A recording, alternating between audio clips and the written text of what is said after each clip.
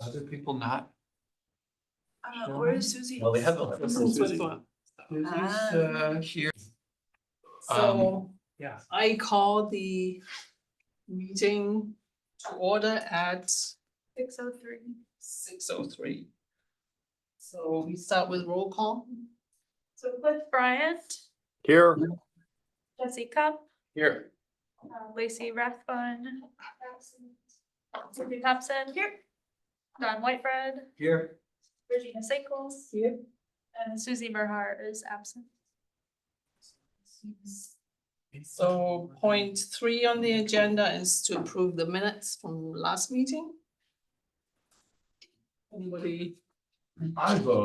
I make a motion to approve the minutes from last meeting. I'll second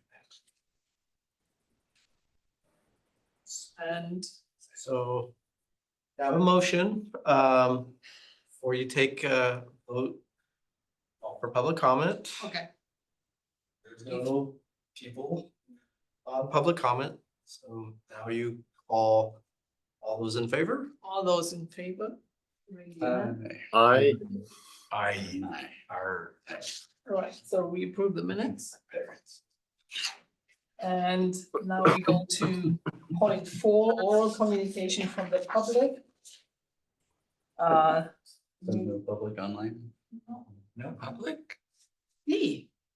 No, Okay. Then we move on to 5 upcoming agenda topics. Is that the one that's not being mentioned here? It's like something you think should be on the agenda in the future. Yeah, future It's item. not necessarily today, but in another agenda, another month. not today. Yeah, but tomorrow. Hey, so, okay, I have a agenda. No, you never know if I don't bring that, maybe it's not suitable, maybe it. What, is it possible that we can, like hire a place, no, rent a place, you don't hire, rent a place and provide say like a 501c or something, then allow the people who wants to paint, go on and paint and go to that little space. So we We wanna, need volunteers. you wanna suggest that we agendize in the future the idea of using BAC budget to make some space available to artists. Yeah, I think the space will come out from the budget and the staff will have to be volunteer based. That'll be part of the discussion. I mean, I think we It's a need, good thing. we need. Once we get the budget, we can talk about it. Well, and you'd need to serve more than just painters. You need to serve, you could Photographer. make it, you could switch it around. I mean, there's all sorts of potential. Yeah, but yeah, I like the idea.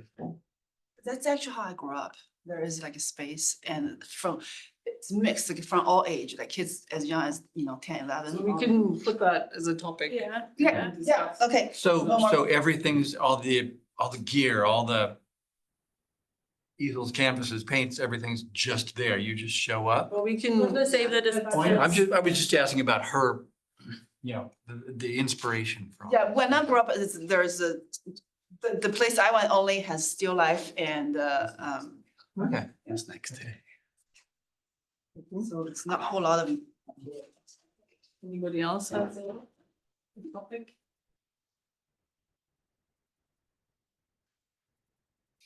So then we go on to unfinished business. No. New business, number 7. So 7.1, discuss modifications to the call for artists to exhibit at the Center for Performing Arts. Exhibits and authorize the 25-26 call for artists. Okay.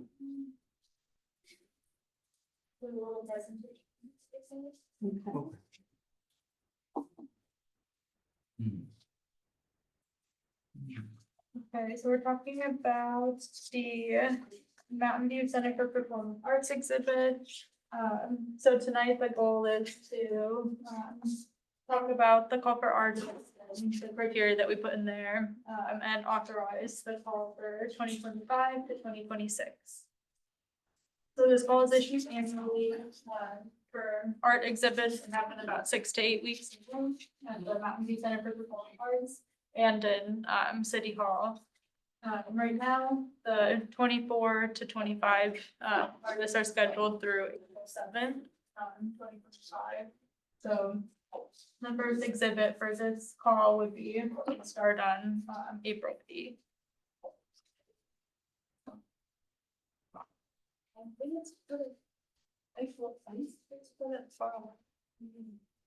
Yeah, so we'll talk about the timing too, for the call.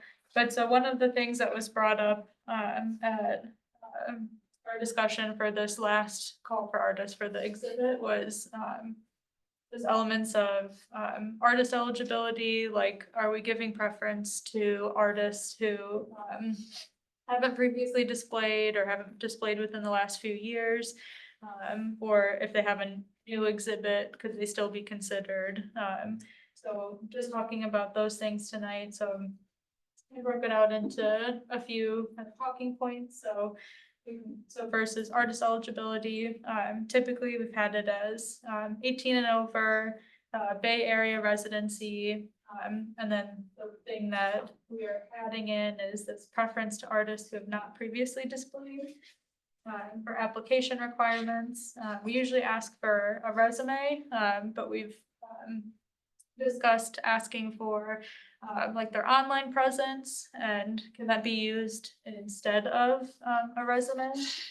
And then we have the artists submit their proposed exhibit, photos with annotations on it. And then thinking about if there's any other information we want to ask the artists. For exhibit schedule, does the DAC do we want to try and align with Center for Performing Arts event schedules? It might not always work out. There might not be an art proposal that actually does align with the existing events, but we can try and work with Mountain View Center for Performing Arts staff to do that. I guess we'll start with the artist eligibility, kind of focus on that first. So the questions I have are, should we consider artists applying under the age of 18? Or do we want to keep it over the age of 18? And then in terms of preference, do you want to give preference to artists who have not previously displayed? Do we want to set a time limit on that? And what if they're proposing a new display that they haven't shown before, something different, substantially different from before? And I think the fact that it's just preference as opposed to a hard no means that, we could make exceptions if they had a whole different body of work that was special. I mean, we could make them wait too. So I'd say, preference that they haven't exhibited there in the last 3 years, 5 years. I don't know. Yeah, I think we should put a time. I don't know what time would make sense, Yeah. though. I think 5 years? I think preference is still fine. It doesn't have to be. We don't have any preference right now, right? We didn't in the previous call, no. I mean, it also doesn't have to be specifically considered use. If it's a preference, we could just say we prefer artists who haven't displayed recently. Leave it open-ended. Well, I think we should define what recently is. I think I'd agree with Regina. 2 years, 4 years, 5 years, but we should set a marker so it's clear. And then if we, as you say, if it's a preference, well, we can avoid it, at least be clear with ourselves. Well, recently is too vague. Or we can both like lump it together and say for artists who have not displayed in the last, say, 3 to 5 years, or who have a new body of work. Like if you have fresh work, then. Yeah. I don't think we've had a case where we had an artist, hang the same works before that I can remember. But No. he definitely would give them extra points for having a different style or something, or a new, series or whatever. Yeah, and we could also not even do that, but have the staff remind us that somebody was fairly recent, but then we don't want them to go through all the trouble of reapplying we should let them know that. we have It that. should be in there, yeah. Yeah, Were you there Did we do the review for the recent performing arts? Wow, yeah. Yeah, this will all be in the call. Whatever changes. we Yeah, make. no, that full disclosure, that's fine. So should we agree on 3 years, 4 years, 5 years? Give a number. 3. 3, sure. Fine. Three sounds good. Great. Nice number.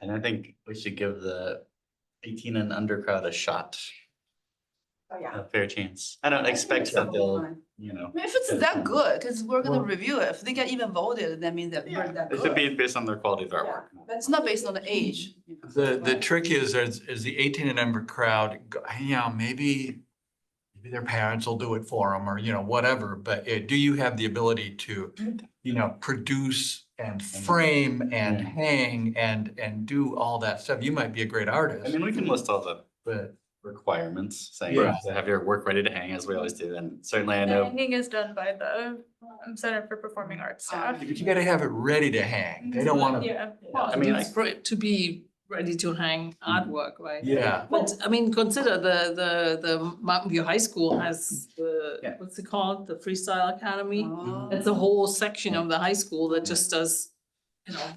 arts, visual. Yeah, no, if they design and Have it ready to hang out. so- produce it, let's go I for think it. we can judge that based on their pictures of their Right, previous right. work. Say, Yeah. does that look ready? They would be smart to show us something other than Yeah. just their Instagram So page. yeah, let's remove that. I agree. To bring it down to I 16? just wouldn't have an age requirement. No Or age just a no requirement. requirement? Just if the artist, I mean, it's highly unlikely, but if a very young person goes like, is a prodigy and gives us awesome art, then we should take that I person. wouldn't put an age then, just take it away. I There's, mean, they need an adult, to have the. Or consent or insurance and all something. that, Yeah. there is a girl in our neighborhood, I think is 14, who I keep hearing about. She's just the next big thing, so. Well, yeah, go for it. So one topic though that we had talked about earlier was if a group of artists wanted to apply.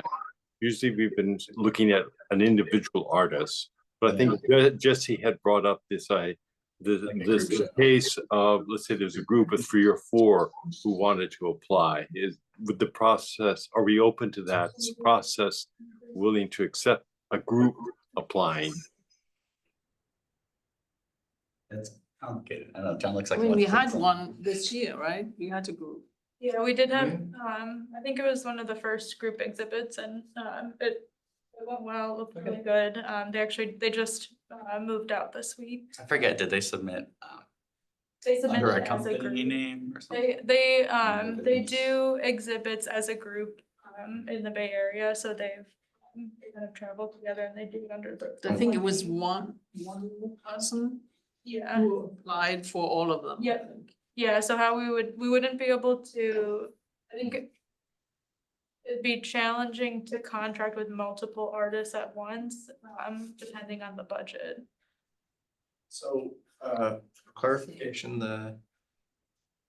there's a $250 stipend, it's a one-time payment. So we need an individual, doesn't matter which individual, to basically be a lead or a point of contact. And we would enter into agreement. That's how that works. So that is how we solved it with the group, is there was a lead person. However, they want to divvy up the money that's amongst the group. Contract. But yeah, I think a group could be exciting. If it's not. That's great then. That's great then. That's the way then for a group to apply, as long as the lead, the process can manage it. Correct? Yeah. Yeah, I think judging, we're gonna probably lean toward common theme for each exhibit, but if you got a group that wants to conjure up. Yeah, I a mean, they common have to theme, show what they are going to Yeah. exhibit. Yeah, so yeah. That's fine. Okay, good. We do have, we have one person, who joined, who has their hand raised online now. You should open it up too. Okay. Bruce, Yeah, I saw. it. Thank you. Yeah, I came in late, so I wasn't sure exactly where you were in the process. I just wanted to briefly give sort of my usual pitch for having the flexibility, as you've already been discussing the age, not having that limitation, and Cliff's idea about group participation. That all sounds really good. It provides additional flexibility. And I'm a proponent for art that reflects our community as opposed to just, great art for its own sake. And I also, I mean, what I've said about the butterfly sculpture at Evelyn Park, I do believe in sustainability and having that built in. I know you want things to be resilient and be able to stand up to time and wear and tear. That's fine, but I do think there are ways to make things at least consider sustainability and still be resilient. I think there are ways to do that. So having that within the criteria is something that I would favor as a member of the community. That's all I wanted to say. One quick comment for you, Bruce. We're on item 7.1. They're currently discussing the call as it relates to the CPA. The next Yes. agenda item, I think captures some of your other comments more to the bigger types of projects. But we'll note it under 7.1, but just so you're aware, 7.2 Yes. I think speaks to some of your other comments. I am aware of that. Thank you. Okay, great. Thank you.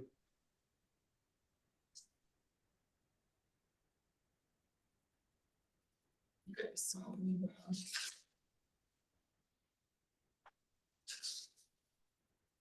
we're still at the one, right? We're done. Eligibility. Well, We don't have any We've motions. gotten through, so there's a couple questions that were being posed to the committee. One was basically on artist eligibility, talking about age, past work. The next one really had to get into some of the requirements. So you're now in the second Oh, bucket okay, here. second. And the types of questions here, is there value in actually reviewing a resume versus doing a website? Should it be both? Right now, we do request a resume. We've now asked for links to either social accounts or website accounts.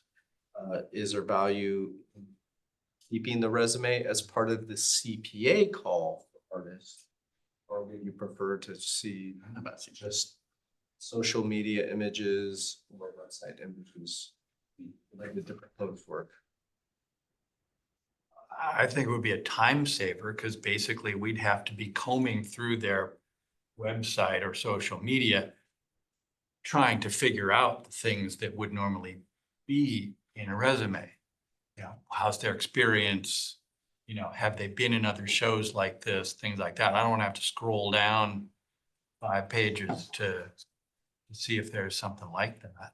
As long as they indicate where they live, because a lot of times you see that on the resume and not anywhere else. Because I think the work should speak for itself, right? Yeah. You need to have studied at some time. Yeah, Carly, a lot of shows personally. Like, We do see a staff in the call for entry website, we see where they live. They'll put it in the application, but what you end up seeing as the jurying, you wouldn't necessarily get their address unless they're putting it into their resume. Because a lot of times in the past, even if you had said like Bay Area artists, we got people from LA or New York or. The staff knows where they are. Staff, they track that. I know, but if they get Yeah. removed before we even look at the work, that'd be great, yeah. Right. And then that means they wasted their time. So not our problem.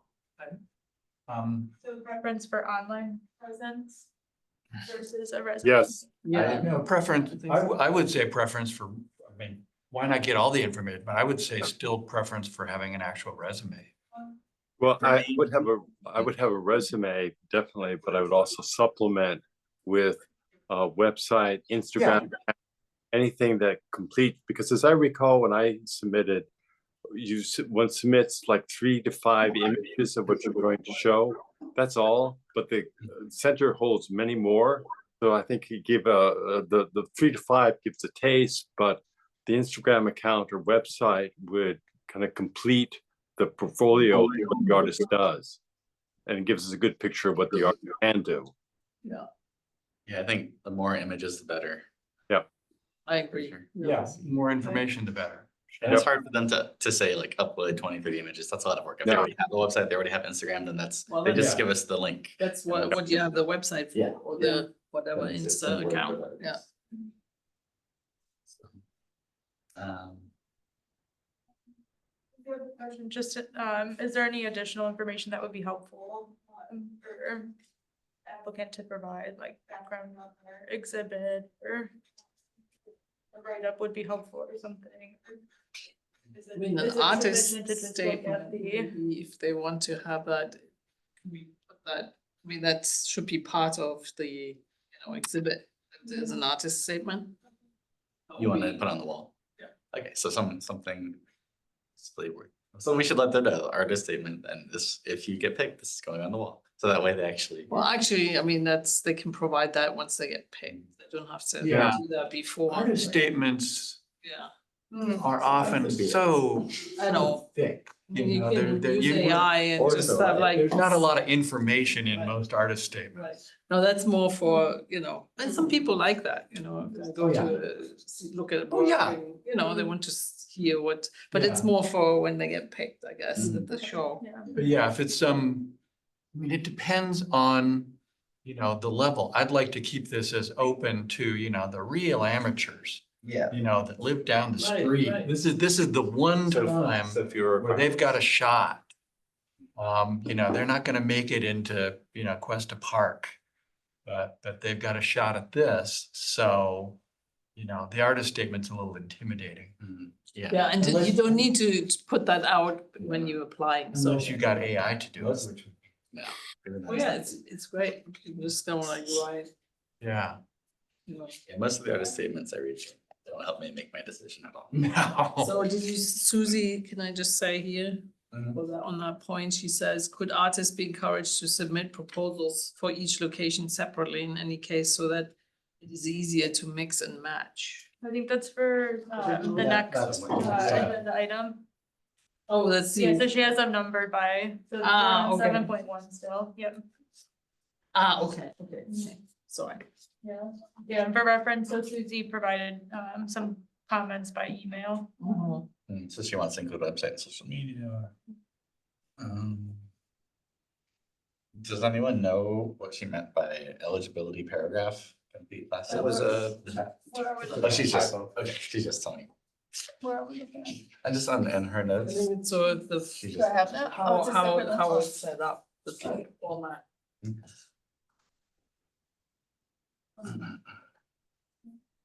And then for the schedule, so we could do, so the Center for Performing Arts doesn't have all of their events online.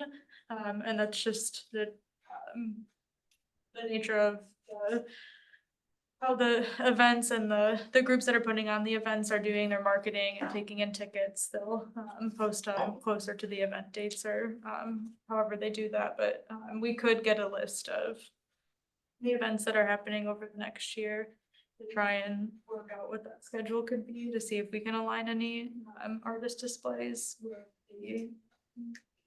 and how- I always thought that was their job. I thought that was Center for Performing Arts jobs, was just scheduled. Yeah. In the past. no, they're scheduling the shows. We've scheduled the artists, and by we, I mean staff. So historically, we just identify artist availability during the slots. So there is no intention between what may be happening in the center versus when the artist is displaying. So the question is, Okay. should we be more intentional? Should BAC direct staff to be more intentional around that? So if we know there's gonna be an exhibit on flowers, the BAC ends up selecting artists that done more floral kinds of imagery or photography. Should we try and align that with what's gonna actually be happening in the center at that point in time? Right now, it's purely based upon artist Okay. availability. The thought is, should there be more intention and would the BAC like to encourage staff or direct staff to have better alignment between what ultimately gets picked. And is there and some of it will never match. But there may be opportunities where it could match. with So it's compatible, the performances to the artwork. display. Potentially. Even before we did the judging? No, we have to We have do to- the we have to judging pick and then those. puzzle the. That was, around, you know, right? the next step on that is Right. to say, well, let's find out what shows are coming and then judge Yeah. accordingly. Well, then it gets. I think it's a lot of I wouldn't- extra I work wouldn't for- match. That's a lot of extra No, work. no. For I me, think we should just pick the artists and then Yeah. if we can match them, I think, why not? You know? Yeah. If we- Because then the artists would start trying to pick up on the schedule and they would, you know, it's too I messy. think Yeah. this might push us in the direction of trying to do more things, which we generally don't do because it's such a low stipend. We want people to have like their work that they already have and give it to us for this exhibit and not create new work. And I'm worried about it being a little too much work for staff and too little reward. Like it may occasionally line up, but it won't that much, if ever.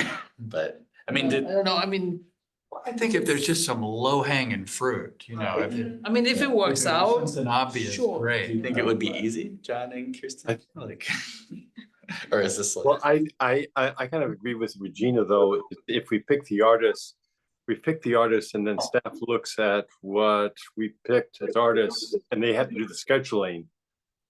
They see themes coming out of the performing arts, then it helps them kind of align or schedule what the artists will be showing.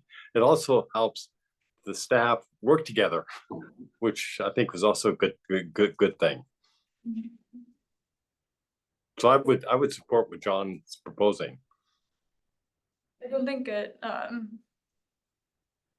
don't think we would want to necessarily have you choose based on based on the events, but yeah, I think just Don't give at us least the event giving it a schedule. try to see if any of the selections do fit in with. Yeah. other events. I think we could make that happen. One separate question I've had is, we're talking about the Center for Performing Arts. Is there any chance to should we say, expand our definition of the Center for Performing Arts to include the library, city hall itself, the senior center, etc.? Is this the time to bring this up, or is that more of a next stage of evolution of the VAC after John talks and gets direction from council? Yeah, I think that's public art strategy territory. Yeah. Just a footnote though, there is overflow from the CPA into City Hall. Yeah. On the first floor, so there is art that is displayed in City Hall that is also being displayed in the CPA. So to the point made, expanding beyond the footprint of City Hall and CPA is a bigger conversation, which we can table for another Okay. opportunity. If you. Very good. And one thing I actually forgot to add it to this memo. There is opportunity to do displays on the second floor of the Center for Performing Arts too. So if someone had, you know, particularly large display, or a series of displays, or there was a group, a large group that wanted to display together. There is space in the balcony, the second floor. The Center for Performing Arts staff said they would be available to put the art up there too, and open it up during their open hours.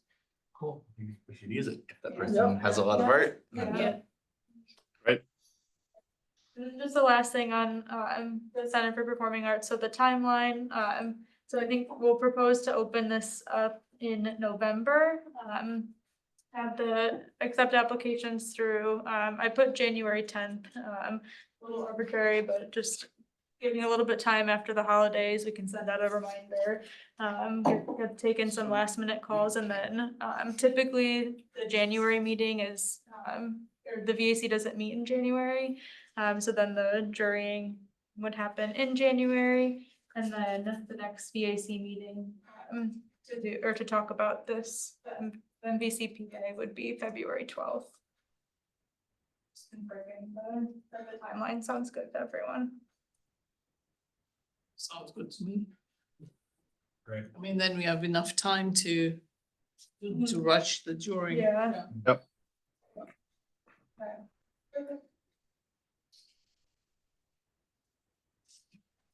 So there is an action associated with this item.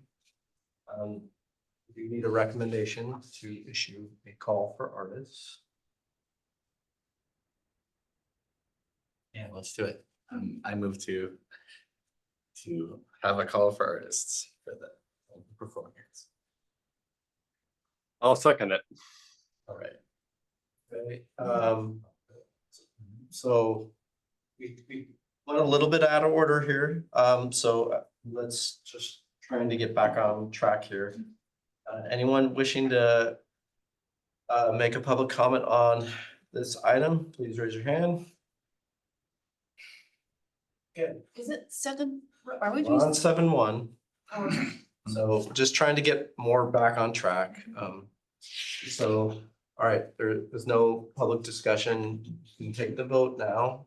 All those in favor? Well, yeah. All right. Yeah. Okay. So then we move on to 7.2. Discuss modifications to the call for artists template for future public art projects. So just while we're on the topic of call for artists, and we've talked about making some changes to, all that's related to capital improvement projects. I wanted to just receive some input from everyone on, potential changes we can include in future calls. So just a reminder of the typical process. So we usually authorize a call, and that's when we can come back and look at specifically, for certain projects, what criteria we want to include, but then we open up the call for applications. Staff will do a completeness check, we do jurying. There's maybe additional staff review for engineering, looking at engineering or other potential issues related to the project. And then selection and city council approval. And the selection criteria is historically included originality of the art style, type of artwork proposed, ability of the artwork to withstand outdoor conditions, maintenance requirements, consideration to the artist experience with public art commissions, and then consideration to the artist experience with similar art projects. Kind of similar discussion to the last item, but looking at artist eligibility. So does the VAC want to give preference to artists who haven't previously done any work in Mountain View? Do we want to set a time frame? And can there be exceptions again? For application requirements, we usually ask for artist background, so their resume. So just again, asking if it's okay to do online presence in lieu of a resume, or do we want to just combine them? Ask for both. For proposal design for these larger capital improvement projects, we've kind of shifted from asking for a final design to asking for a preliminary proposal, either in written form or a sketch, a mock-up. So are we comfortable with just continuing doing that? And should there be a more uniform way that people are submitting proposals? And similarly for the budget, should there be a more uniform budget template? And then for jury selection, so something, so we use the criteria that I outlined before to do the jurying and scoring for all the applications. So would the VAC want to, instead of just looking at these things generally, would you rather weigh different elements of selection criteria? So like looking at past experience, kind of weighing, if they've been working for a few years, giving them a lower score versus someone who's been working for much longer, or looking at work samples, weighing that from a 0 to 7. And then looking at the budget and weighing that depending on if it's over budget or under budget, if or right at budget. So do you mean, can I ask a question? Yeah.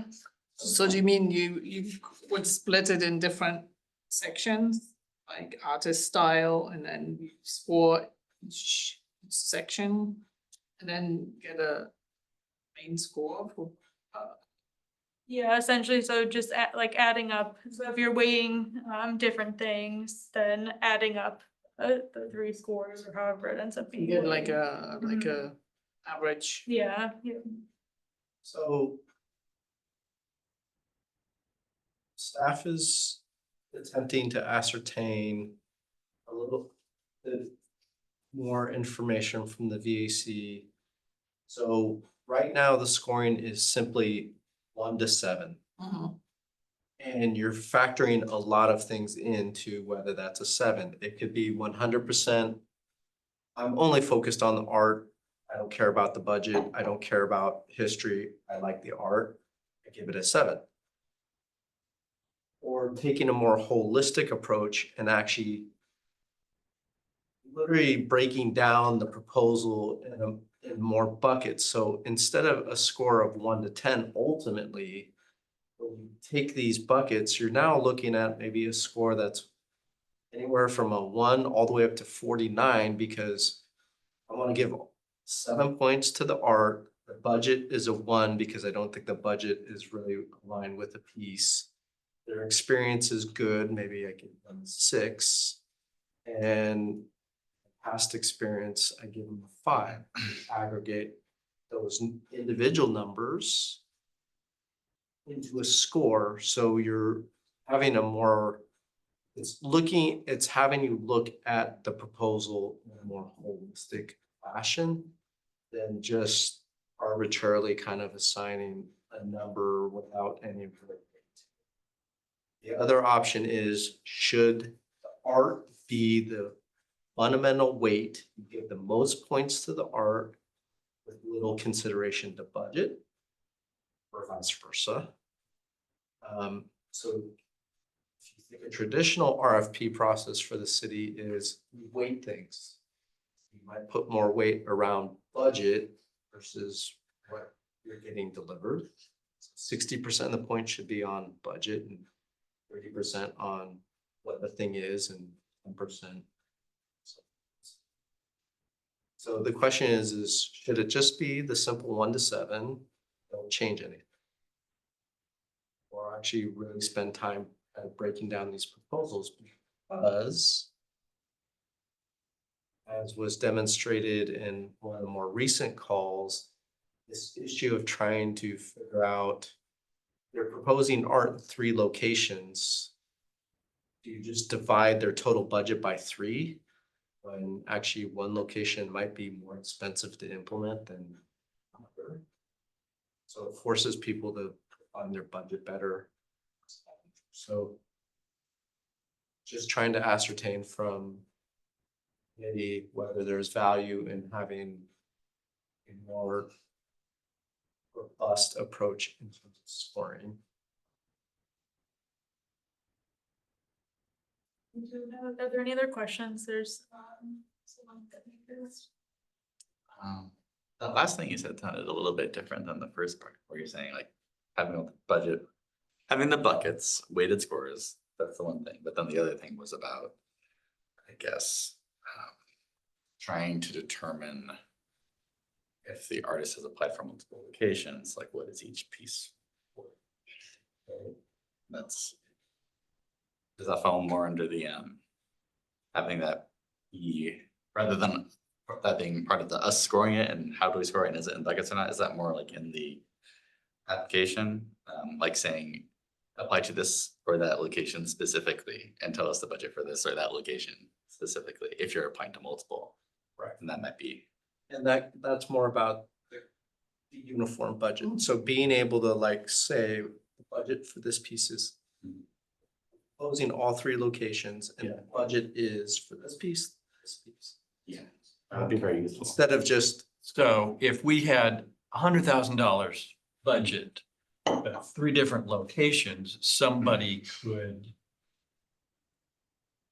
I guess somebody could apply and say, I've got a plan for each one, and each one is $33,000, or I've got a plan for just 2 because they're really involved, and so they're both 50, and they'd have to sort that out. Well, and then do you tell them that budgeting is 20% of the decision process? So do you? That's if we have actually weighted get them- scores though. That's if we have weighted scores though, so that to me is a separate. Yeah, but I mean, assuming, say, for instance, we had, we said budgeting is 20% of it, then do you actually get some competitive pricing? Because right now, I think everybody just maxes it out because they know we've got deep pockets. Yeah, like the current situation is people can already apply to all the obligations if they want, or one. But what the improvement here is saying if you're applying to multiple obligations that have a budget for each one. Yeah, but would you, if instead of 33,000, if instead of, I guess if we had a budget for 100, but somebody said, hey, I'll do it for 80. Yeah, do we give them priority? Is that an advantage? Probably. But then what I happens? think we just use Should up. we and open pick it the up to best art. public comment? so. I think first, ask clarifying questions, not discussion. Ask clarifying questions. And you have For public to finish comment, with your and then you have discussion. presentation, right? So, John, I have a clarifying question. Is there, do we have a model from a neighboring city? So we have looked at other approaches and some are consistent with the way Mountain View is done it. There are others that ask for more definition or provide more clarity around broken out costs and schedule. So it candidly varies by community. Okay, And do other communities have that kind of tiered, broken up scoring? Yeah. I mean, that should also then, if we agree to do that, we could disclose that, what our criteria are and how we are scoring. okay, good. I have a clarifying question. Did we already do that in the past, say the swimming pool at, say the Ridgeville? Didn't we already have, when artists apply, we already have, if we will have like ABC 3 locations. Didn't we want to submit for, if you want A, if you're applying for A, this art piece is how much? And then when the company applied, didn't they already tell us, for A, I have this piece, is this the budget, B? I thought we already did that. So there have been a couple proposals where, once again, every one of these proposals the VACs looked at, we're taking guidance from the VAC and what you want in the call. So there are times where we define a budget for location. There have been times where a budget has not been defined. And it has led to conversations that become a little more challenging because people ask questions that staff is not able to answer because we didn't put it in the call to get the information. Yeah. So part of this is trying to put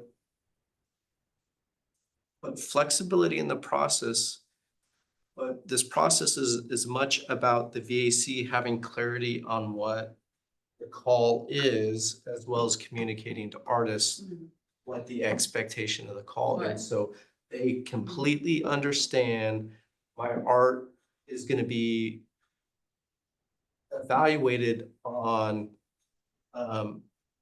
this basis or this budget or a combination thereof. Right now, we just list factors.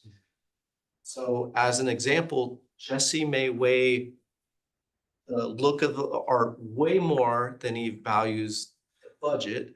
Don may see budget and go, I'm scoring this a 7 because I think it's the best budget and the art's okay. But when you only have one number, it's not actually communicating the same thing. Right. So I'm sure we're all factoring these things in informally. I have, yes. like if something is not feasible, I give it a low score because even if I like the art. So the question is, should it be broken down or not? More from a transparency perspective. And would Are- we then show that scoring, Yes. or would it just be more on our notepad? We would, Within cafe, I think there's only an option to submit one score, so. Right. So you would submit your total score essentially. Like if there were 3 categories or something, you add those 3 up, submit that. But we could give you yes. our broken down scores. I mean, we're limited by what Kristen was saying, we're limited by what Cafe does, but we do this outside of Cafe. We have our own Excel spreadsheet that we give you the 3 scores that are behind our 1 score, and you can work with that, correct? Yeah. Okay. But if everybody's maxing out the budget, if all the artists are maxing out the budget, are we gonna give people different budget numbers? Discussion territory now. I have something to say about that. So that's once again, that's a determination by the VAC whether you want to assign a value to potential location, or maybe it's only one location. It might be a simple park project where one art piece, right? So these are the kinds of things to think about. Is also, if there are no further questions, now would be the time to open it up for public. Public? Bueller? So is there anybody in the public who would like to comment? Go for it, Bruce. Comment? Yeah, Bruce England, Wisman Station Drive. Pretty much what I said before, except I want to add this last discussion and the clarifying questions about transparency of your voting process and breaking it down by criteria. It sounds really good, even if you have to submit 1 score or limited number of scores for other purposes, to be able to show that to the public in minutes. I assume that's how you would display it, is in minutes for the agenda item, would be really good in the interest of transparency. And sometimes it's pretty revealing about how you came to decisions that you did. So support for that. And then, as I said during the earlier agenda item, even if you don't prioritize it, if you are asking the artists about their approach to the use of materials for adequate attention to environmental sustainability principles, at least there would be an opportunity there for them to come back and say how they're dealing with that. You might still approve art that's made of plastic and unrecoverable materials, but at least that conversation has been had. And also an awareness of local community values, what Mountain View represents in their art development. It says here in your slide, should artists submit any additional information? And then in jurying and selection, does maintain current selection criteria or incorporate weighted scores. I'm not sure where this fits in, but if those two questions could be asked of the artists and also revealed in public documentation, about your process, that would be great. Thanks. Thank you. So Susie has a comment.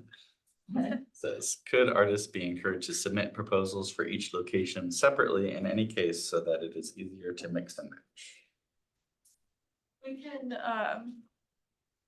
within cafe, we can add in like, multiple questions, multiple like document submissions. So it is something we can do is by location, ask them to submit 1 document with their proposal and budget, occupy that spot or something. So for example, the boathouse, Yeah. let's say is location one, and then it puts that there, and then location two, so it could just.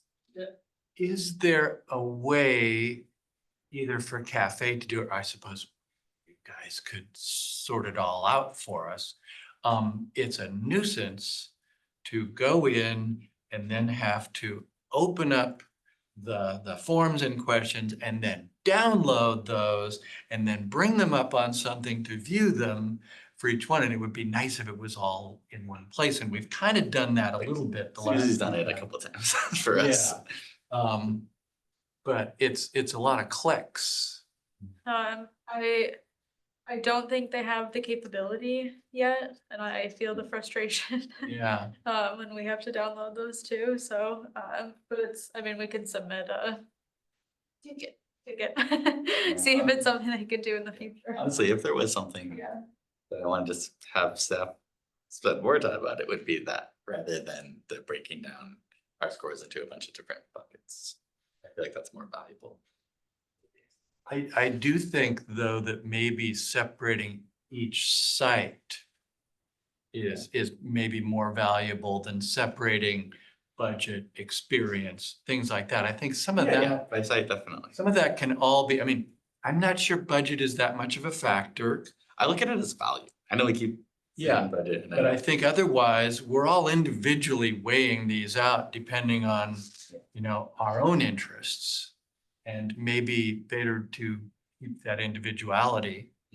I mean, I feel, for example, that the work is the most important because that's what we're calling for. But then obviously if somebody doesn't live in the area and that was a There's disqualified. requirement, you know, they get a Yeah. one from. Way over so, budget, or disqualified. the budget is totally off. Yeah. You know, But we've already capped the budget. We've already Right. told them what the budget is, so I don't remember anybody having their budget totally off.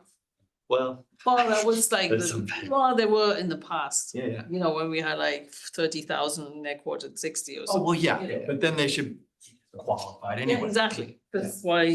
So- So Yeah. point is, budget is not a considered main factor. It's either within budget or it's not. Yeah. That's how I would look at it. Yeah. It's like, I don't think it needs to be scored separately, but it could be disqualified because of budget. Right, is what I Right. would- right. And that's, I will give somebody a 3 if their budget's out of whack. You know, the call, you know, the call was for flat art for the side of a wall and they're giving me something that's a foot thick and, you know, all those kind of Right, things. exactly. People- And so that all kind of factors think in. that- For example, with the bollards, there was, you know, we asked for past work and they didn't provide that. So Right. we want to see a portfolio, they don't have one, then that's also disqualifier. So, you know, Could be. Yeah, I think, I think I agree with Jesse that, you know, I mean, we could keep that in mind and do that on a, you know, for ourselves, you know, how we score this and keep that. But I think if you have to, it's gonna make scoring take a lot longer. It's Yeah. gonna be a lot, it's gonna be more difficult for staff, and I don't see a ton of sin happening. Is the main goal for that transparency, like you mentioned earlier? Would that be like the reason you want to do it? Is because artists might say, why did I get a low score? And then you could show them exactly why. It's not necessarily that staff wants to do it, it's very hard to explain to artists when scores are so close. Yeah. And you're making determinations on art and scoring that is so close. What is the criteria? And part of the 1 to 7, you have 7 people scoring, is you have a lot of, in rare cases, you have clearly a winner. You have a lot of people in the middle. And I think it makes it more difficult for the VAC to identify, because the lenses, each one of you are viewing this different. So having if there is a greater depth of scoring, you might all realize, look, we all appreciated this art and scored it heavily. We may have had a different viewpoint on budget or some other criteria, but that's not ever disclosed. You're just looking at a raw number. So you're saying if we do identify that, like, the problem here was, we didn't think this was a good value, or the problem here was that we don't think it's feasible, then maybe we could try to solve that one specific. Instead of being like, well, you got a low score. And it So- doesn't have to be these three options either, like could be work samples, what the proposal is, because there's been times where you maybe haven't loved the proposal, but really loved the work samples. And then looking at the budget, like it can change, like for shoreline, being able to withstand outdoor conditions was something that was really important for being at shoreline, so that can be added in, if that's, depending on kind of what the project is and. Well, maybe we should work up though a list of our criteria for evaluating why it's a 7. Is it innovative? Is it multiple colors? Is it referencing mountain view? And score those individual items as part of what the overall score is like, to kind of explain why we're coming up with a 7 or a 4. And maybe that's something that we can't work out right now, but we should work on as a group, as a work session, to come up with what's our value, what makes a 7 a 7, what makes a 3 a 3, and what makes a 2.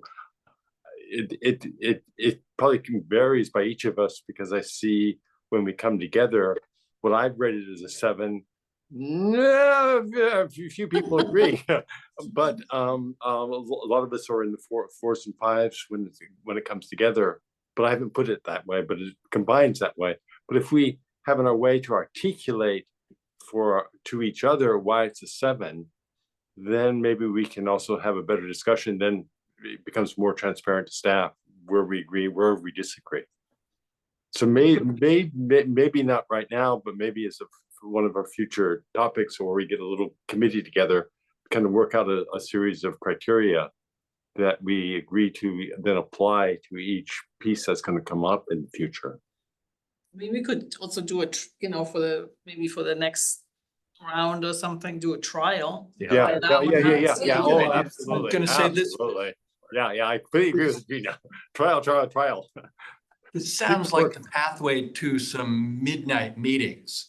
This is, I can see these getting very long if you break down every sub score and say, Yeah. how did you get rid of And what? also, I was not aware that the artists had the ability to call you guys up and chat about why they didn't make it, and You should just throw us under the bus. Just say, I think staff what should do you throw- guys send them when we're all done?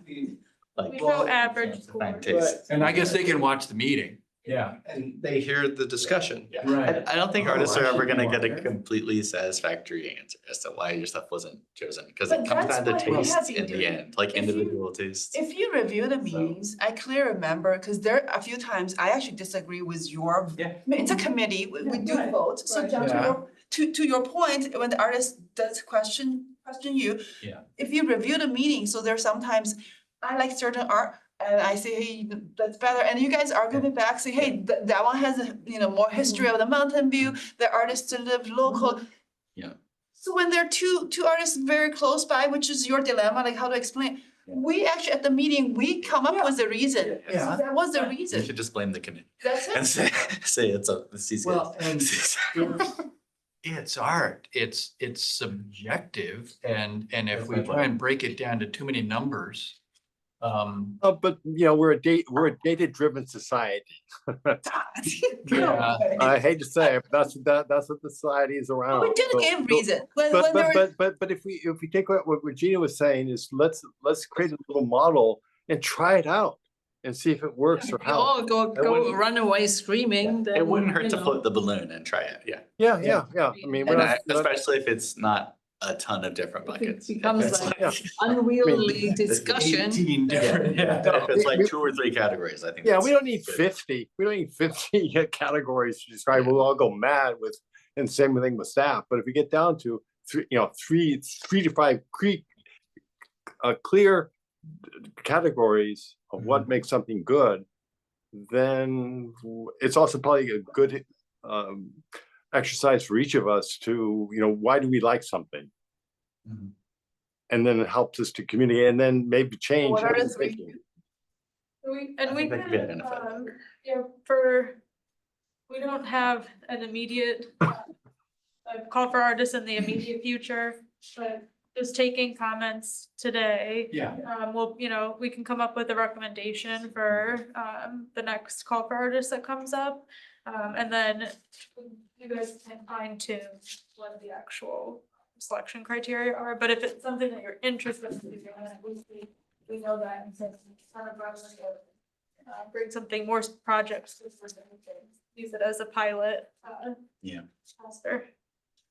Yes. And I do think as part of the application requirements, part of this, or how we present the application to the artists. I don't think we should ever, as a committee, be in the position of telling the artists to come up with their own numbers for value of their artwork at different locations, because that has been complicated historically. Those are the meetings where like the last one at the Boathouse where we wish we like this art, we want that art, but it's gonna put us 10,000 over budget. Can we do it? And we were very lucky in that case, even though it didn't match up exactly with the budget and we wanted to go over, we had some excess to pull from.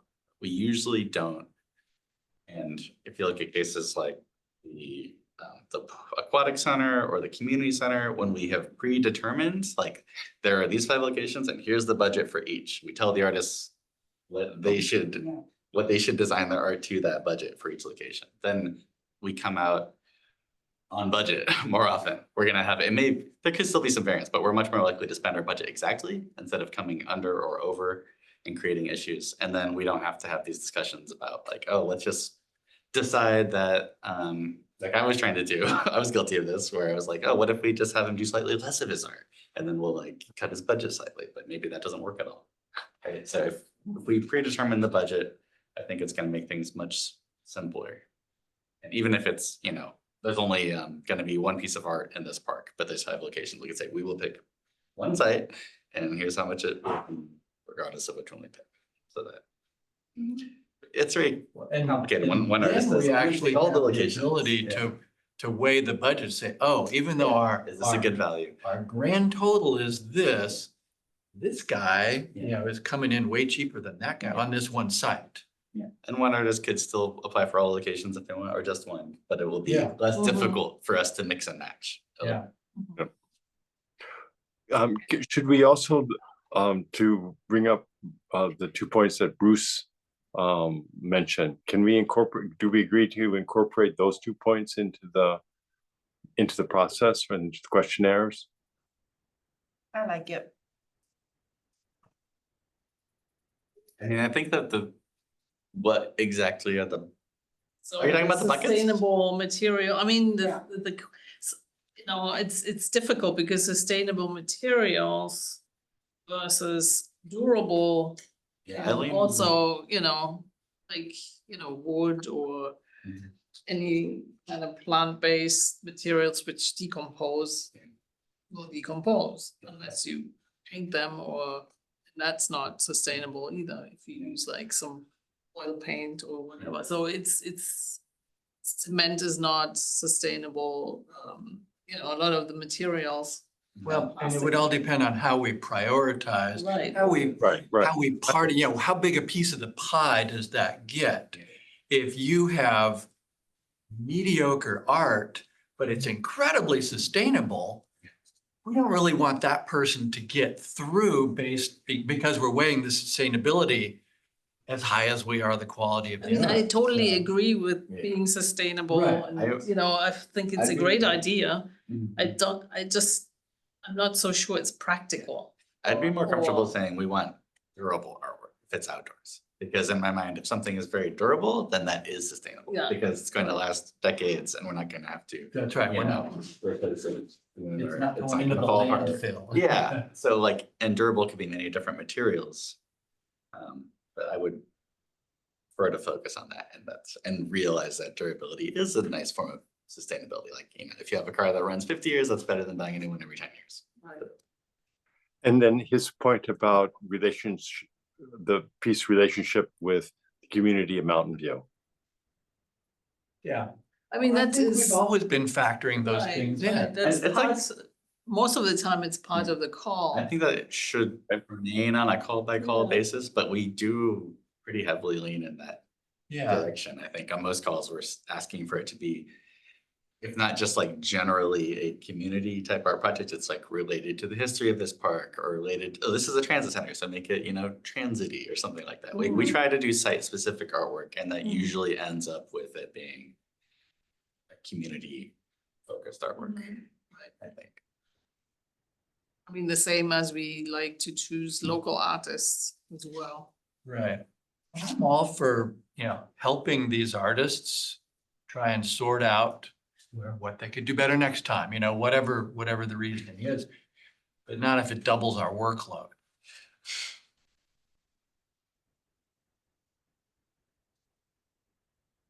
I have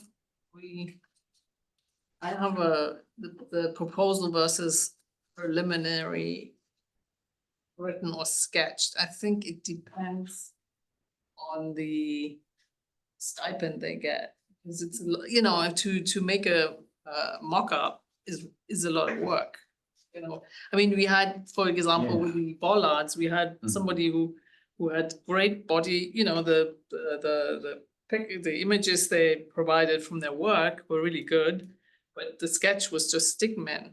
I mean, you look at that and then transfer it to the stickman, and it was not a bad proposal, but it didn't look so cool as the other ones that were more worked out, but that took a lot of time, of free time from the artist. So I think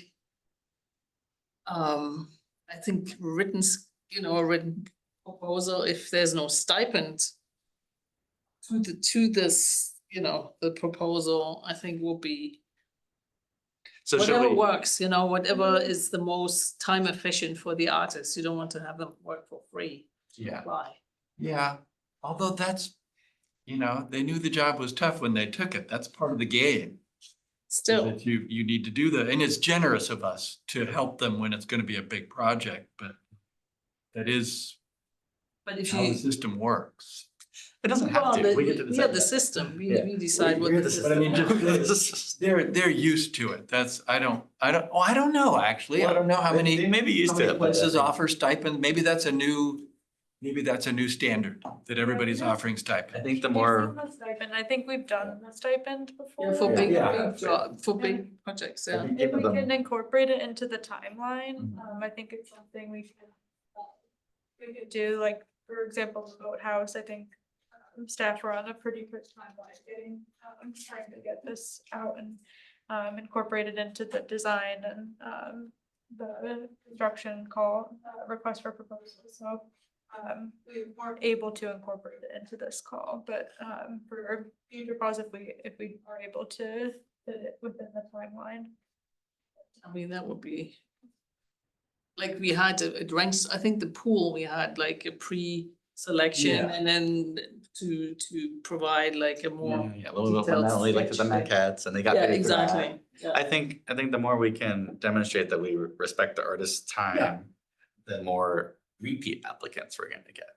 Because it's frustrating if someone keeps applying and they've done a bunch of, you know, free work for us and sketches and then maybe they don't apply again after a while. But if they made it to the stage where they got a little bit of a stipend, they got a maquette, there was a discussion about their artwork, even if we don't select them for the final piece, maybe they're more willing to continue applying. I want people to apply as Yeah. much as possible. Mhm.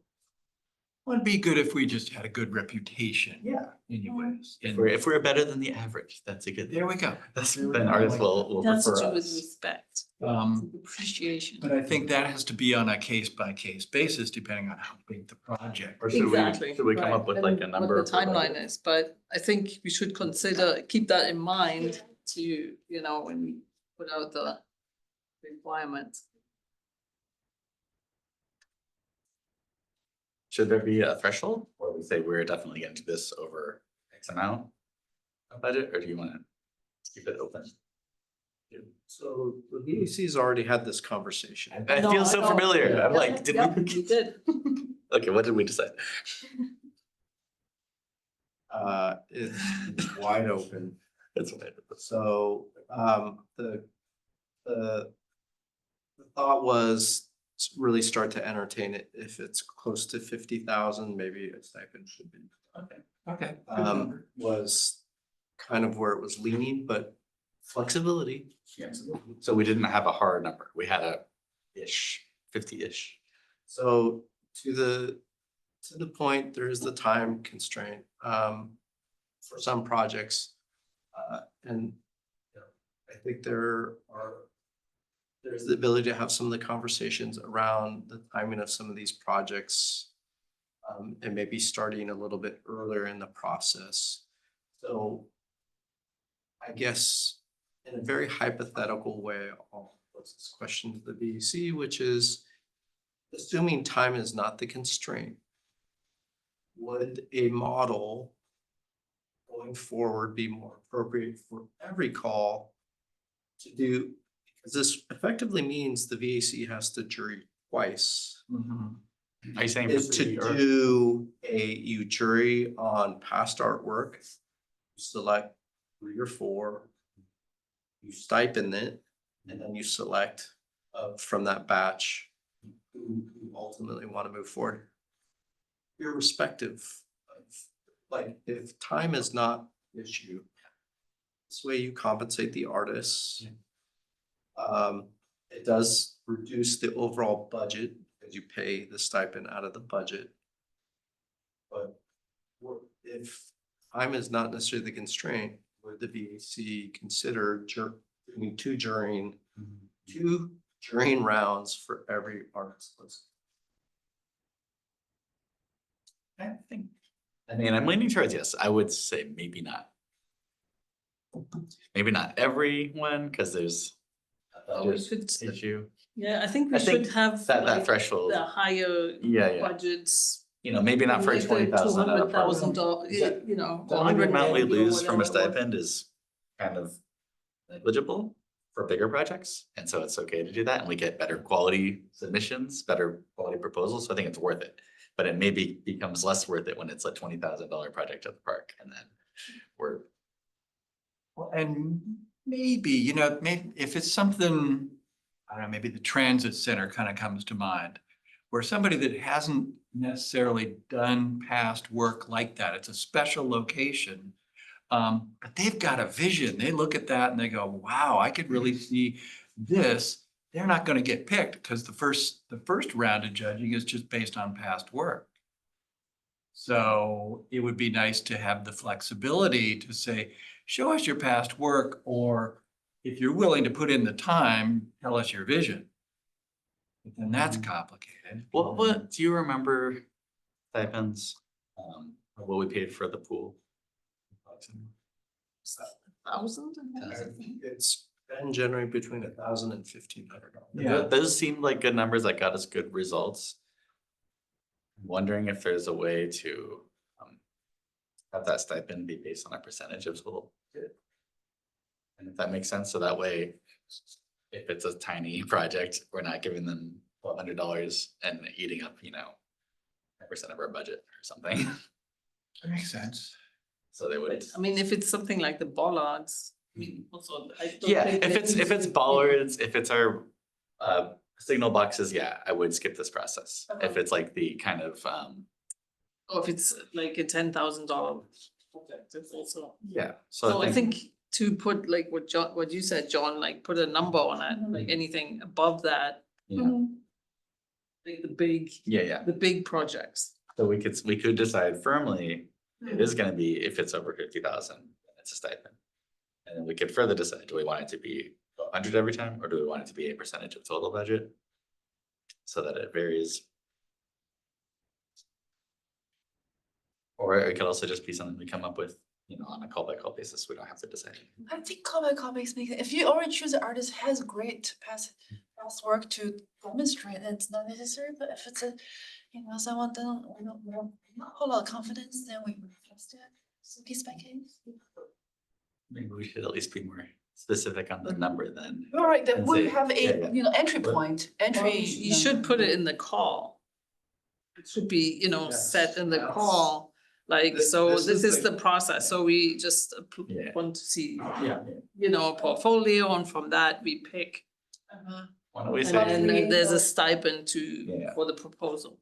Because they'd also need to be aware of the timeline. If you're, you know, Right. if you're meeting in October to do one jury and then jurying again in November, they need to turn around quickly with a design. Could we say, yeah, we're gonna do stipends and do a second jurying basically for over $50,000. Asterisks unless, you know, staff says we are really time constrained and we can't for these reasons, but like generally as a rule, we put that at that threshold. Perhaps we can say artists should expect to be requested, but doesn't say you must. I didn't hear the first part of that. Can you repeat that? Maybe we say artists should be expected. Should expect to be requested for submitting. But not, it's not like a necessary step, because if the Well, it'll be artist. in the call, if we say it's over $50,000, then Yeah. it'll say in the call. The- That- the- that there then will the be way a you, stipend. the way you word it is like, if it's over $50,000, no matter how experienced this artist, and no matter how confident we are with this artist, he or she still has to submit, but That's what I'm saying, because it won't be just. Because we're still have to decide between multiple artists, even if they could all be really good, they could all be really bad. But this process helps us see a more specific Mhm. proposal. We see a more specific vision of what they're going to build or paint for us. And then it helps us make a better decision. So I don't really care about if they're very experienced or not very experienced. It's a lot of budget and we want to get the best art possible. So this helps us narrow it down.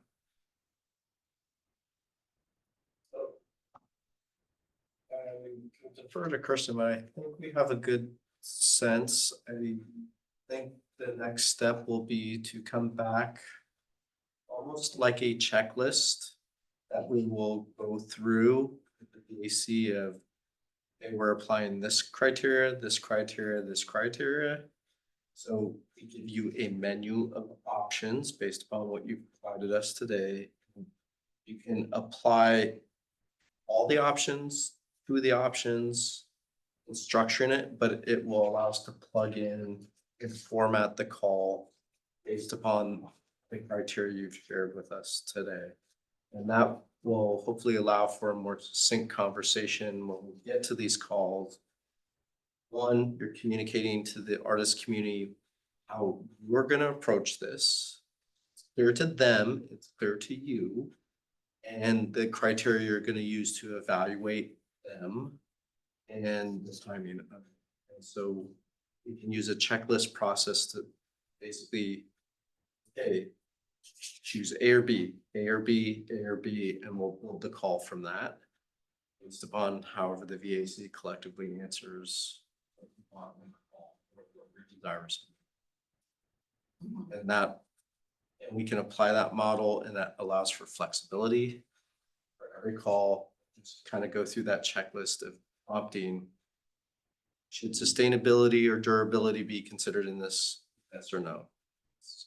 Should budget be a factor in this? Yes or no? Build the call based upon the VAC. And with the That's a great budget, idea. Just reminders. right. And, you know, yes, we've talked about this before. Don't you remember those discussions? Mm-hmm. But now we have to make a decision. Right. And I think so the threshold, say we say 50,000 and then above, we could put a percent Yeah. to the like 1% or something to the stipend. So we don't Yeah. have a fixed Probably number, like- like, you know, a percentage point. Approximately whatever percent it ended up being for the aquatic center. It feels right. Right. Do you guys know, I mean, this, like the transit center and, you know, Shoreline are big projects. Anything else like that out on the horizon? Yes. The shoreline, So, the bridge? Rangsdorf is going to be a very big project. And then public safety building. is another area. Oh, that's right. What's happening at Ringstorf? We're getting. Oh, okay, now I know what you mean. Okay, okay. But That- there are some big projects, Okay. there are proposed You'll see it. CIP projects in the horizon The city has to find that out. are significant.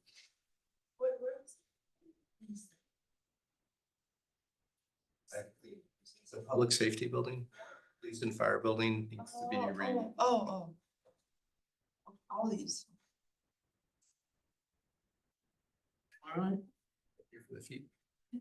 there's no motion here, right? No, No. no. That was just, What about the crossing section?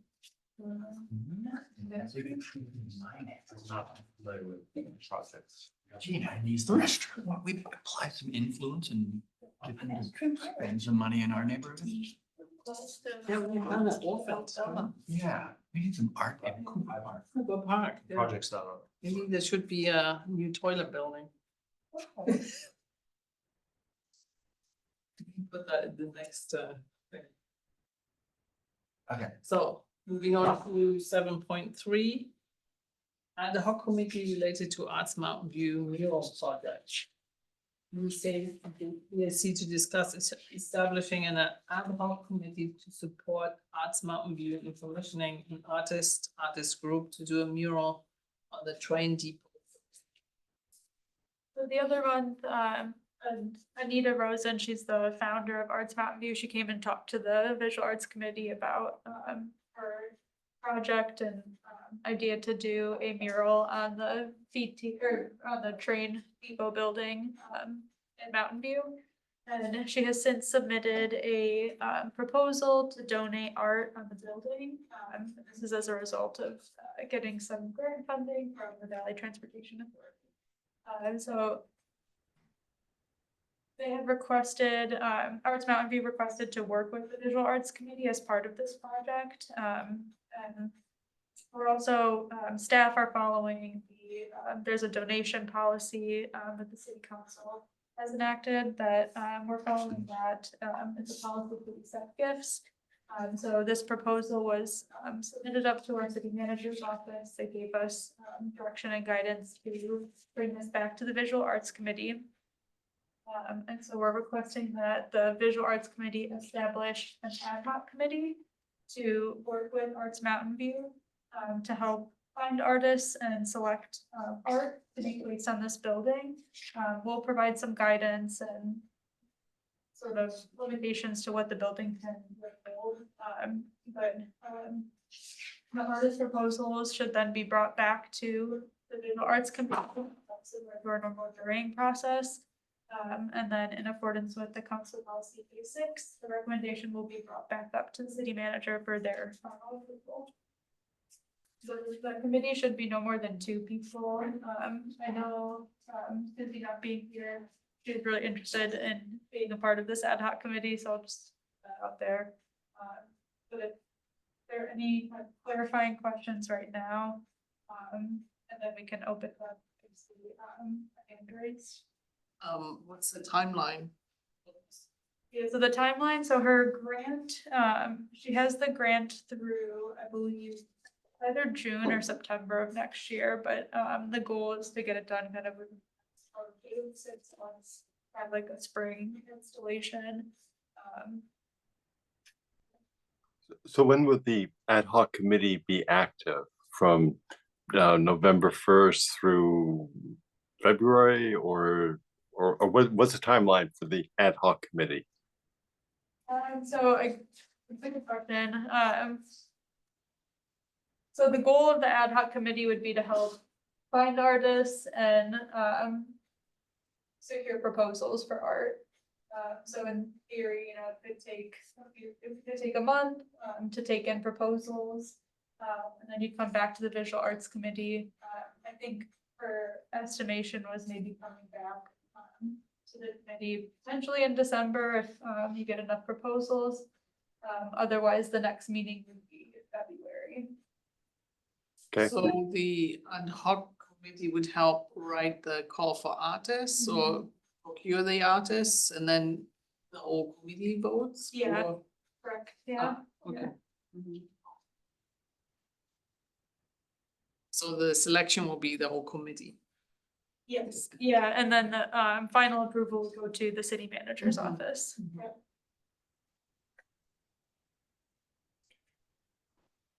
So any other clarifying questions on process or? Yeah, is it gonna go on the other side?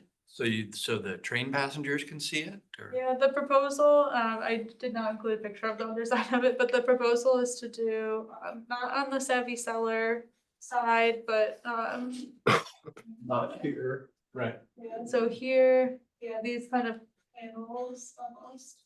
And then looking towards the And city. then on the opposite side, same thing. Oh, so both. on both Wow. sides, okay. Okay. Yeah, so her, I believe the total estimated budget is $20,000. For 2 sides. Yeah. Pretty. It's a little paying your job. Which- Mhm. Cool. Any public comments? Go ahead, Bruce. Thank you. Bruce England, Wisman Station Drive again. Couple of comments. So one question I have is, and if you all know, you probably do, and I'm just missing it, but Martha's work that was going to go on here as part of the undercrossing project, I'm not sure how this ties in with her work. So that's one, really a question. And then, as you know, there's somewhat historical significance to this building, even though it's not the original building. It's designed to appear the same as the original building. And it looks like an old train station, the way that it is right now. Even the art that's around it in the plaza area reflects the past of that cart that you can see in the photo there on the right. Things like that really sort of maintain and reflect the historical aspect of that location.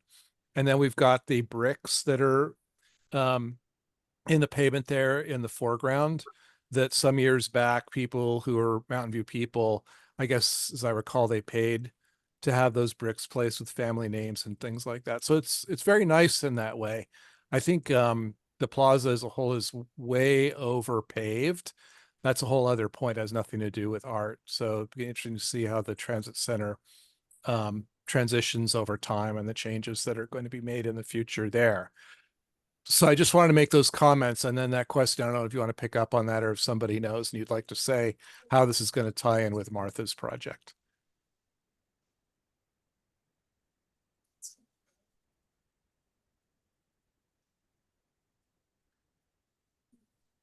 Good question.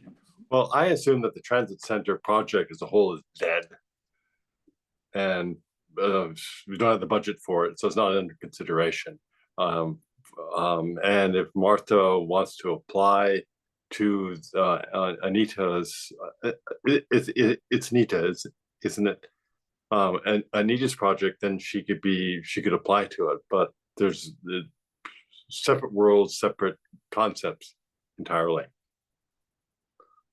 I mean, I can see Bruce's points to, have it in some way compatible with, hey, the building, the surrounding, and I don't know if the transit center is ever going to be built, proposal No. of that.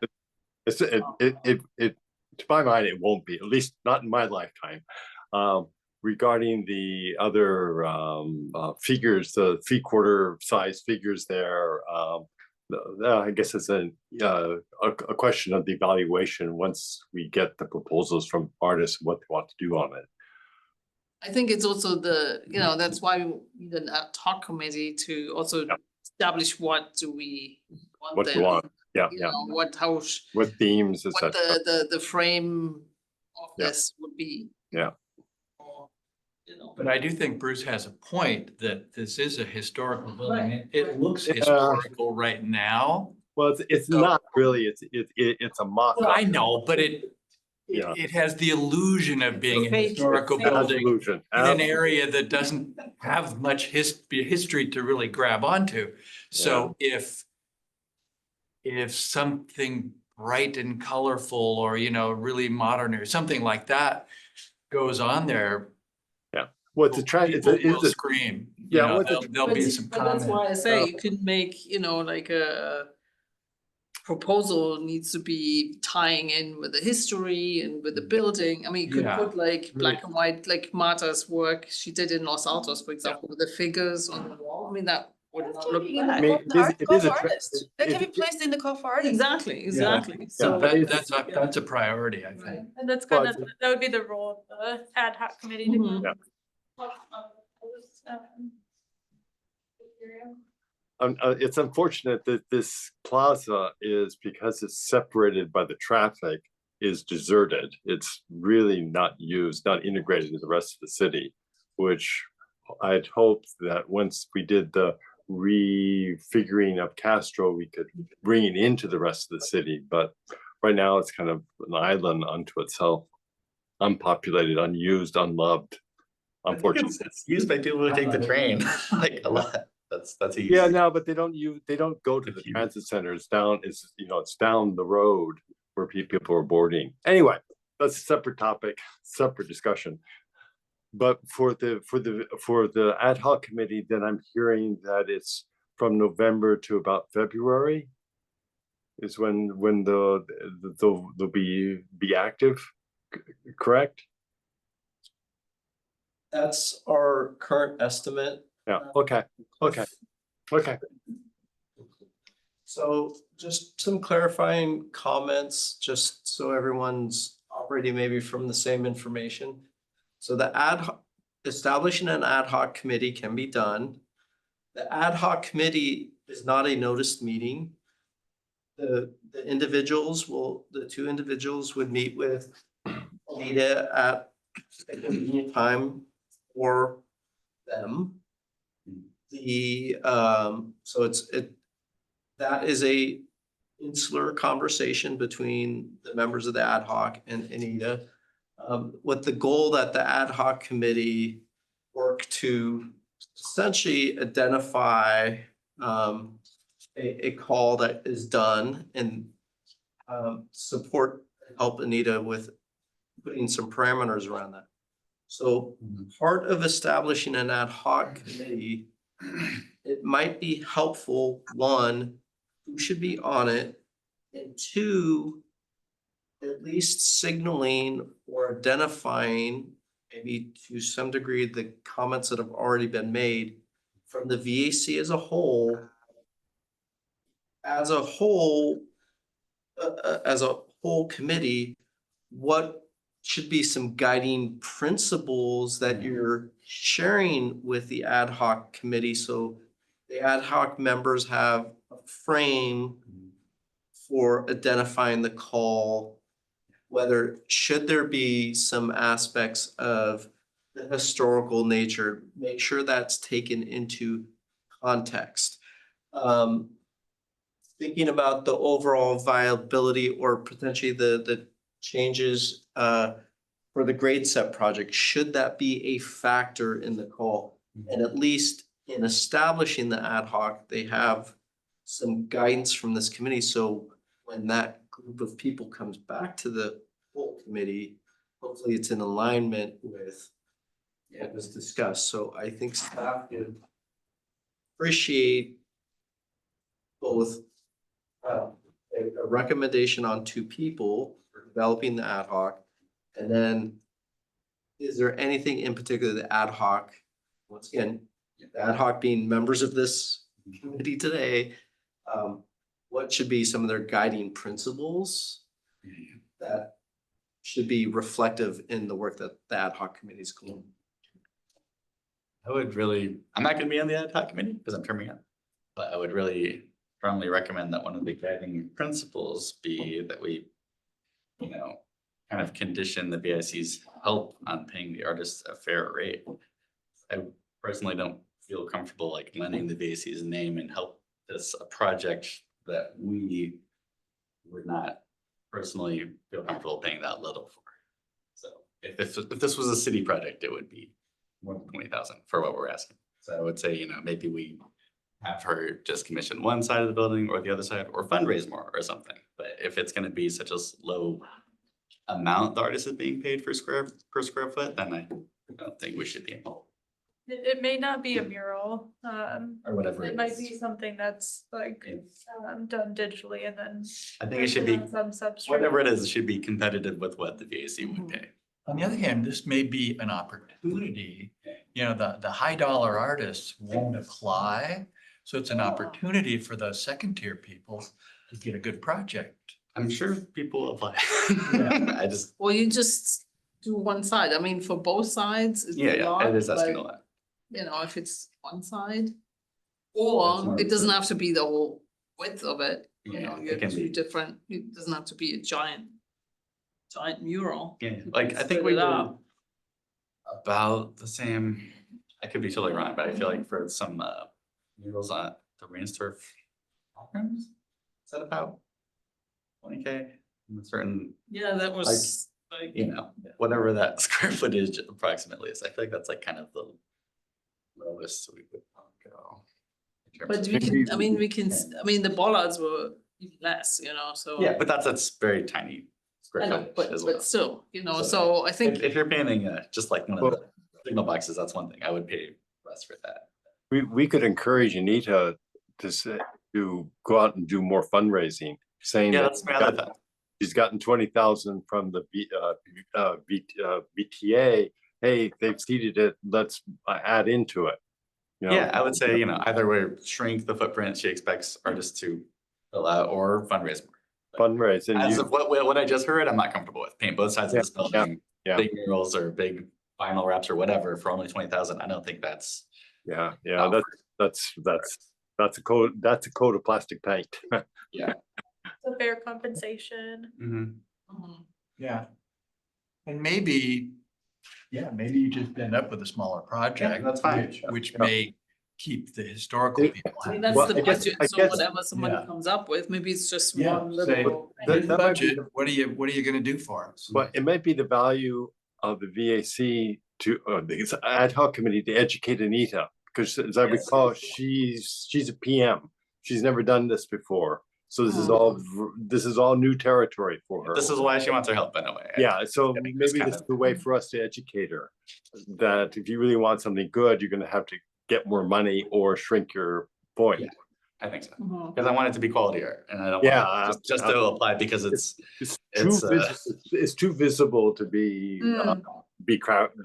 have something demeaning to the city, to her, and etc. It sounded like another theme was like keeping it with the nature of the building, like historic. Yeah. Mhm. Yeah. I mean, it's a transit center, so it's. But so should we? So should we move? So do we? So I guess we agree we should form an ad hoc committee. Is that correct? I We're think we should- missing two people. I think I'll, Susie should be on it. I'll be one, because I live downtown, and I Sue, think, Yeah, and Susie wants it. and Susie Yeah. wants to be on it, Yeah. right? so I'll be glad to, because I live 3 blocks away from this place. Lived next to it for 40 years, so I know it very well. Yes. Okay, should we do a motion for that? Motiony? So you're motioning to establish an ad hoc committee, members being Chair Merhar and Committee Member Bryant to aid Arts Mountain View in the commissioning art for the Trinity. I second that. How about you make that the motion? I move to do what he said. I second that. Now, there's a motion on the table. Is there any questions, clarifications? If not, call for the vote.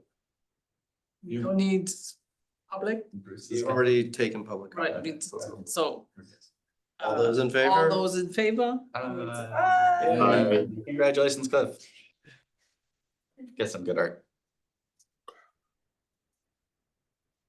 So then we move to 7.4 SB grades update. Staff to provide brief on SB grades quarterly roundtable. So I'll be providing I'll start with the update and I'll ask Kirsten to fill in. So the arts roundtable, municipal arts roundtable met at the very end of September.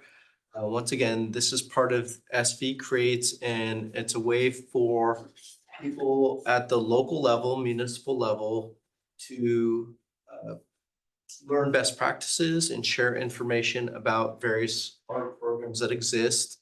What are some of the challenges that are going on? For this particular roundtable, Arts Build Community, which is a firm that specializes in public art, presented their approach when they have been retained by cities for developing public art master plans or public art strategies. And so one of the things that they spent a lot of time with the group on is doing the public engagement on developing public art programs and using a lot of different tools to really suss out for each community what the community values in art, what they would like to see in art, what are the forms of art that are very important to that community. And they do it through several different means, but they always like to leverage existing community activities and events, meet people where they're at and engage them. And they gave some examples of how they engage with folks, and whether it be doing some kids activities as a way to start to understand where young people think, really young people think about art, or even asking people to write poems and allowing the poems to kind of shape thoughts around art. So there's a lot of different ways that they engage communities. And a big part of this conversation with them was, you know, the different strategies they use to get that public input in developing public art master plans or public art strategies. They proceeded to hold a roundtable with a couple different speakers. Once again, Arts Builds Community moderated it, but they had representatives from Local Color, the city of Milpitas, and their own staff just talking about different experiences and sharing different approaches to different art projects. So you're getting kind of three different flavors and viewpoints on public art.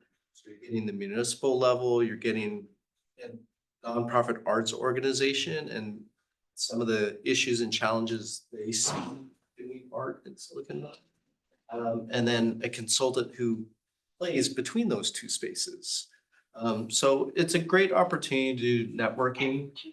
We did talk about some of the more recent interpretations around contracting was a topic of conversation. City was trying to address and work through this issue. So it's really a great opportunity to share. We had envisioned and anticipated we would be getting the slide deck. There was a brief slide deck that was provided. We set this topic and agenda thinking we would have that deck available. Unfortunately, that deck is not available. So when it is made available, we will make sure to include it in minutes and make sure it's available for the public to consume. So our agenda does not reflect an attachment. That attachment we did not receive in time. So we were trying to be proactive and anticipating we were going to receive it in time for the meeting. We did not. So this is just a verbal update. And once we have the deck, we'll make that available to the community and to the VOC. So this is a great opportunity to learn from our colleagues as well as people that are practicing. Mountain View was well represented there. So we had members of the VAC there. We also had Teresa from CPA. Center for Performing Arts there. And staff was there. So happy to answer any questions. Kirsten, did I miss any? I didn't miss anything, but just some fun examples that they had for like making sure you're getting a lot of community outreach and diverse community outreach. Like they even worked with kids and helped make make Shrinky Dinks. If you're familiar, you know, I can't remember what the material is, but you put it in the oven and it shrinks down. You like paint something or draw on something, put it in the oven, and it shrinks down to a little tiny piece. But they're fun, but they helped kids do that while they kind of worked through this community outreach and talking with the kids and families about like things that they're interested in seeing, and making sure they had translators there to help families through the process and through the actual engagement efforts. And then there was another fun example of an art project. Was it literacy? Was the name of it? And students wrote poems about littering and cleaning up. And So it was litter. yeah. See? Ooh, that's a stretch. It was a poem on each trash can. Yeah. So each one had a unique. poem Did that you go? people- Yeah, that was cool. And our trash cans are often overlooked as a platform for public. But Mhm. it can be cool. Yeah. Yeah. Was there anything else that was helpful to add? Just go if you have the chance. If if the chair or vice chair can't make it, then one of you should go step up because it's. I think I've researched this topic a lot and I was pretty familiar with a lot of what they discussed already. But it's just interesting to see everyone's different priorities and viewpoints from different cities and stuff. It's a big, these master plans and art strategies are a big topic. Seems like everywhere people are either updating or trying to build a plan now. It's good information to have going into the study session. That was our, any questions for staff? That's our item. When's the Thank next you, that's- roundtable? They don't send Quarterly, out- right? Yeah, it's quarterly, so Next year, probably. yeah, January. Okay. Yeah. They usually let us know like a month ahead. Any public comment on this item?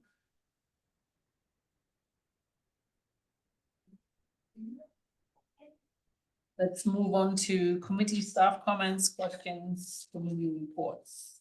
No action on any questions raised by the committee at this time. So we do have an update, so the city is accepting applications for appointments to a number of advisory committees and different trustees and commissions. So advisory body, they're all volunteer positions, they serve an advisory capacity to the city council. We do have, if you guys want to take a photo of this, or we could email it out to everyone too, you may have already gotten it. Seen it? But yeah, there's a link there, and it's, people can apply to participate online. And just a reminder, the public art strategy, study session is scheduled for October 2nd. And that is a chance for a council to provide some guidance and direction as it relates to public art in Mountain View. October 22nd. October 22nd. That's Wednesday, Tuesday. Yes. So it's part of the It's council. part of city council, but it will be a focused discussion on. There's the regular items and council will then have a focused discussion on public art. So it is considered a study session and this is a chance for them to give direction. We are providing them the feedback from the VAC from your June meeting. The comments that you provided to staff and all that input is in the memo and we have it as an attachment as well. And we look forward to starting that conversation with council and getting some clarity or direction on what they envision as next steps and what they envision for art Mountain View. So we look forward to bringing that back to committee, November, November meeting as a way to start working on next steps. Cool. So it's. Some of us should be there probably. All of you are welcome to attend. It is certainly you can avail yourselves of comments on when the item is open for public comment, you're more than back or just listen and see where the Mhm. council's at. Do you have any update about the contractor? Andrew? So last we heard at the, at that meeting with SV Creates, there was some big arts nonprofit was, saying they were gonna have to challenge it. Really, it might take a year or more to figure out the answer. So So- it's up in the air for, But we can't put Quite all projects extended. on hold because of that. So we. well, go some ahead cities or- are more, well, maybe I should let staff explain, I don't know, but some cities are taking the risk and doing art anyway, and saying like, we probably won't get sued for this by the attorney general or whatever, right? But, and some cities are more conservative, and they're saying, oh, we can't do anything. So I'm not sure where Mantua is exactly on the spectrum right now, but there appears to be. And on the other end of the spectrum, the other cities that are putting hero programs on hold. They're looking at ways to do things like vinyl. Yeah. instead, because it doesn't require a contractor's license. Well, they would, I think it was like the artist made the vinyl wrap offsite and then a contractor applied it or something. That was the workaround, right? So a couple cities are doing that. No, for Mountain View, there's no, No updates, No what, real how update Mountain View at wants to deal with this? certainly staff and legal or other staff and legal are involved in the conversation. And those communications are going on between cities. There is no effective path forward. Once we have an update on where that stands, we'll bring it back to the VAC. The other area discussed is potentially a legislative approach. Emergency bill to clean up something is the other potential approach. So there's legal challenge, potential legislative. So there are things that are being discussed and there's benefits and costs to one of those approaches. Okay. Other comments? No? Then you adjourn at 7:55. Right. Nice work. Bye-bye, everybody. Bye, Cliff. Bye, Cliff. Oh, one hears beautifully